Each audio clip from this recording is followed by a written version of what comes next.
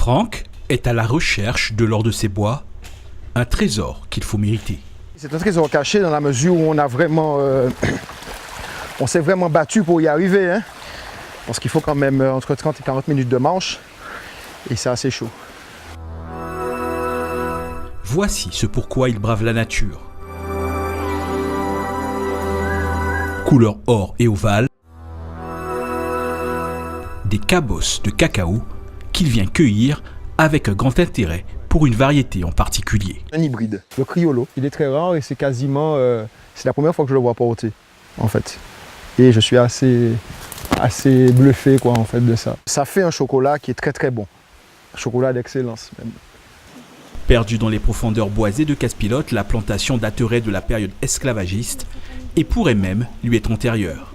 Pour la découvrir, Franck a eu du flair et n'a pas hésité à arpenter la grande propriété familiale. Ma mère et ma tante possèdent cette propriété et qui s'appelle Lieu-dit Café à Casse-Pilote. Et le café, c'était des cultures avec le cacao qui était de pair. Donc ce qui s'est fait, c'est que j'ai été me promener et là j'ai commencé à découvrir des cacaos, un peu à droite et à gauche. Et en continuant mon exploration, je suis tombé dans une cacaoyère.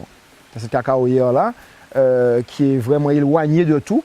À l'intérieur des sacs qu'il rapporte dans son exploitation agricole, une cinquantaine de cabosses. L'accès difficile à la plantation la rend inexploitable. Alors si, pour cette récolte, il marche près d'une heure, c'est que Franck a un projet, celui d'en créer une plus proche de la civilisation.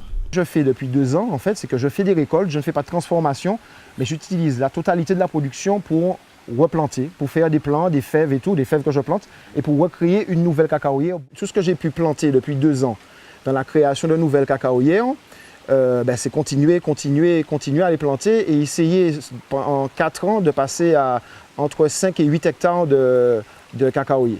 La variété classique ira au Parme, le pôle agroalimentaire régional de Martinique, où les fèves vont fermenter puis sécher. Il garde pour lui les hybrides découvertes sous les fondaisons. Pour l'heure, il n'est qu'au début de son projet, avec l'ambition que, dans quelques années, ces fèves de cacao se vendent bien au-delà de la Martinique.